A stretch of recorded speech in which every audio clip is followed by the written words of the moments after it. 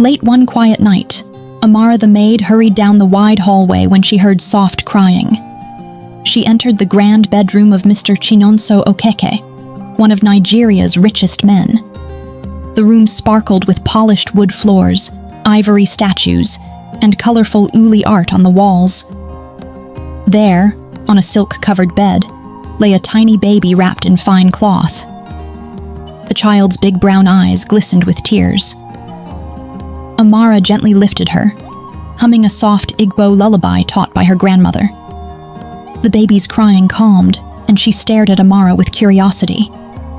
Amara checked every corner but found no note, no parent, and no clue. Holding the baby close, she whispered, "Who are you, little one? And where did you come from?" The moonlight through the window made the baby's eyes shine like small lanterns. Mr. Chinonso Okeke was famous for his skyscrapers and big businesses in Lagos. Yet no one knew much about his private life.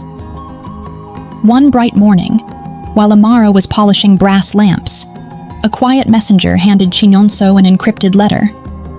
It read, "Another huge deposit had silently arrived in his secret offshore account."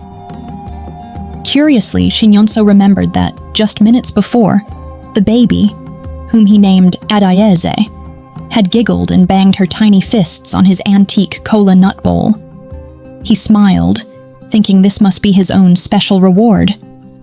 Over time, every time Adayeze touched a golden pen, a fine watch, or his favorite brass drum, money always followed. Chinonso believed he'd discovered a simple trick to earn endless coins without effort. Before sunrise one morning, Amara carried Ades to the courtyard. She hummed another lullaby, rocking the baby gently. Just then, a light breeze stirred, and Amara blinked. Ades seemed to move without her rocking. The baby's hands reached out, and her small body shifted, almost as if floating a tiny bit above Amara's arms. For a moment, Amara's heart thudded so loudly she could hear it. Then Ades settled back, cooing innocent sounds. Amara wondered if sleep had made her imagine it. She breathed deeply, reminding herself that children sometimes moved in their dreams. Yet the courtyard felt different that morning, filled with a soft humming sound that faded when she drew closer to the baby. That afternoon, the sky was bright and clear. While dusting Chinonso's private library, Amara felt a tug of curiosity. The tall wooden shelves held books on Igbo proverbs, family histories, and legends of old. At the back, she spotted a narrow gap leading to a hidden shelf. A dusty leather-bound book lay there, embossed with curling snakes and ancient symbols. Pulling it free, she opened pages filled with unfamiliar words and simple sketches of a small child sitting between two worlds.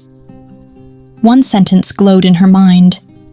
"When laughter turns into wealth, beware the path you choose." Amara's palms felt sweaty. She closed the book, heart pounding, and placed it back. But she could not shake the feeling that it held an important secret about Adayeze.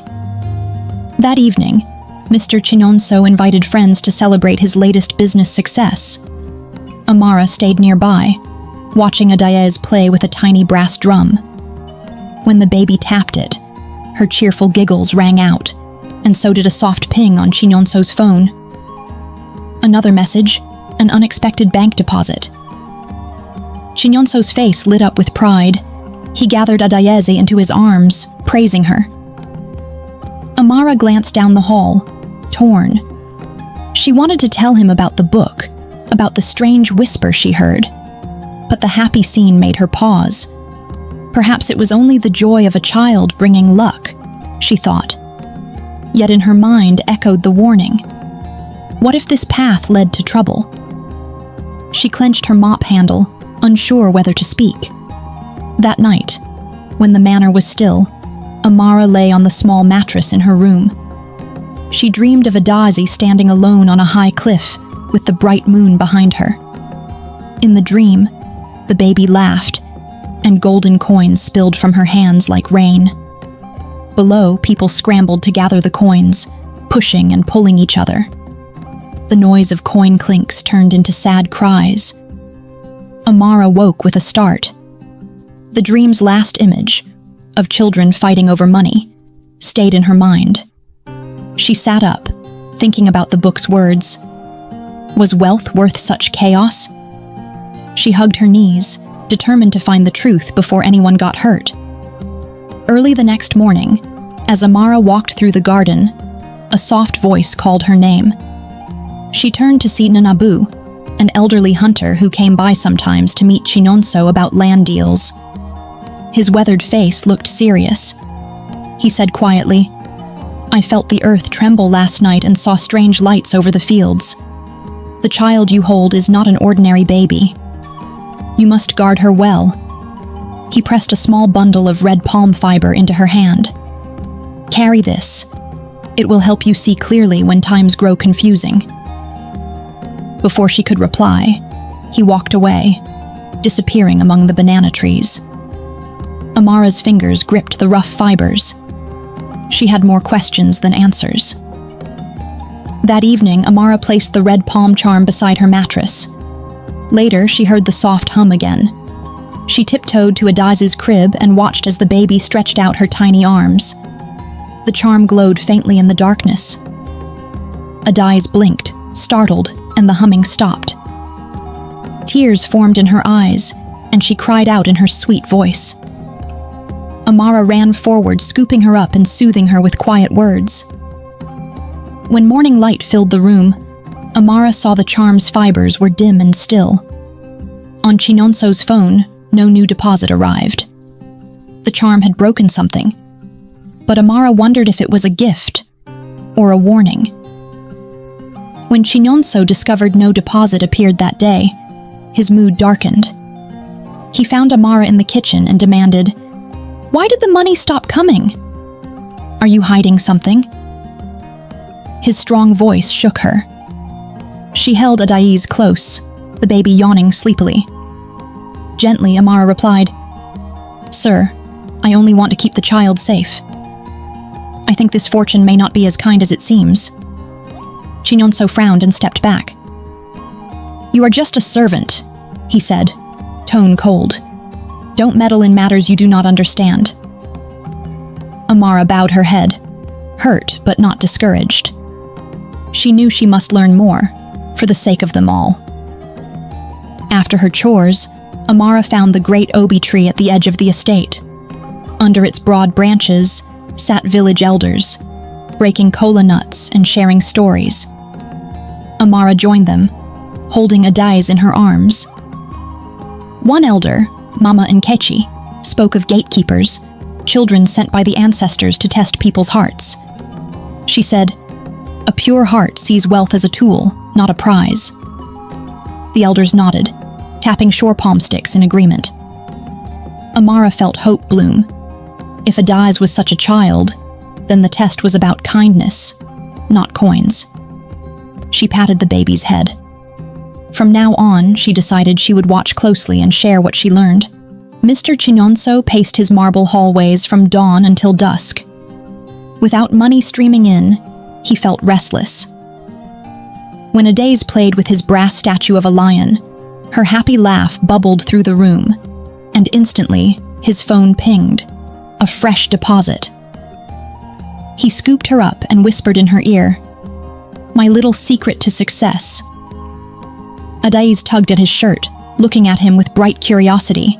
Chinonso stroked her hair, pride filling his chest. From the garden, Amara watched this scene, her heart tight. She knew Chinonso saw Adaize only as a lucky charm. But if the baby was a gatekeeper, then what awaited him if he used her only for riches? Back in the library, Amara returned to the leather-bound book. She flipped past sketches and found a loose page hidden in the spine. It read, "Those who take without giving break the balance. When the gate opens, sorrow follows." Below was a simple drawing, a door standing between two fields, one lush and green, the other barren and cracked. Amara pressed a finger to the picture. She felt a chill at the thought of danger. Gently, she closed the book and carried it to her room. She placed it under her mattress, determined to teach herself everything it contained before speaking with Chinonso again. Messages arrived that the Ikorodu festival would begin soon. The festival celebrated the harvest, friendship, and shared joy. Bright cloths hung from windows, and drums echoed through the streets each afternoon. Amara planned to bring Adais wearing a simple wrapper of soft cotton. She hoped that in the happy festival crowds, where people shared food, danced, and told stories, Chinonso might see that true wealth came from caring, not just coins. As she prepared, she taught herself a song from the book. One line said, "Only when hearts join hands does the gate stay closed." She hummed the melody softly, imagining the festival's laughter as the best magic of all. On festival night, lanterns glowed like stars along winding pathways. Masks of animals and ancestors swayed on dancers. Stallholders offered sweet palm wine and roasted yams. Amara held Adais close as they walked toward the center stage. She smiled as the baby's eyes shone with wonder. A troupe of children performed a folk dance, stomping in time and calling out blessings. Amara joined the clapping, letting the warm energy fill her. Suddenly, Adais reached toward a painted mask, her tiny fingers brushing its edge. The mask's bells jingled, and the crowd cheered. Chinonso, standing nearby, grinned. Another ping sounded on his phone. But this time, his smile faltered as he saw Amara's serious gaze. Under a tall Iroko tree, the festival's elders gathered. They invited Chinonso and Amara to sit before them. Mama Nkechi spoke first. "We celebrate sharing, not taking. True fortune is measured by kindness." Amara stepped forward, holding the old book and the red palm charm. She told the story of gatekeepers and explained the hidden message. Chinonso's eyes widened as he listened to pages written in plain words. The crowd fell silent. Adais sat on Amara's lap, watching the little drama. When Amara finished, the elder nodded and said, "Now you must choose. Hold tight to coins or open your heart to community." Chinonso's chest tightened. The night sounds of celebration felt distant. He held Adais gently, her fingers tracing the patterns on his shirt. He remembered his lonely office, the endless meetings, and the piles of coins that never laughed or danced. Slowly, he looked around at smiling families, friends sharing food, and children playing. With a deep breath, he stood and addressed the crowd. "I choose to share what I have."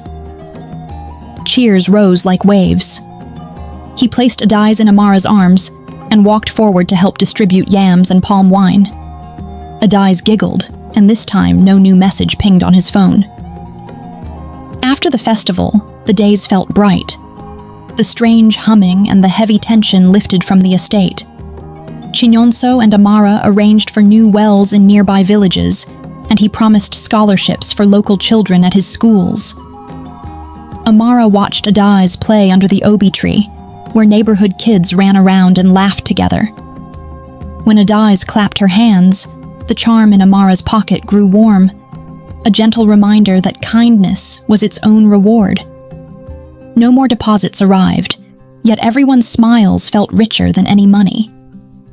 Chinonso invited villagers to his home every full moon for stories and feasting.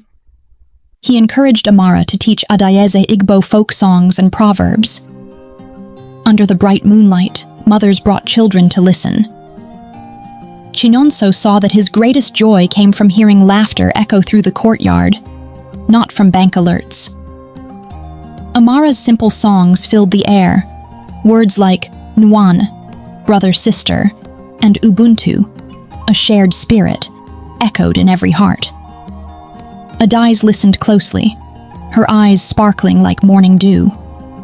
One dawn, Amara tucked the leather-bound book inside a locked chest and buried the red palm charm beneath the roots of the great obi tree. She hummed her grandmother's lullaby as Adais slept beside her. The obi tree's sturdy trunk stood as a reminder of the lesson they learned. Real treasure grows from caring and sharing. Amara placed her hand on the bark, smiling as birds sang above. She promised quietly to protect the story, to teach future generations the power of kindness over greed. Years later, children played under the obi tree and sang Amara's lullaby. They heard tales of the little gatekeeper who tested a billionaire's heart. Mothers served sweet yam porridge and told how true wealth blooms when people help each other. Even in distant towns, people spoke of Mr. Chinonso Okeki's change of heart and the brave maid who saved them all. The story spread like seeds on the wind, reminding everyone, young and old, that the greatest gift we can give and receive is kindness. For more stories like this one, like this video, subscribe to this channel and tell me in comment section where you watched from. Thank you.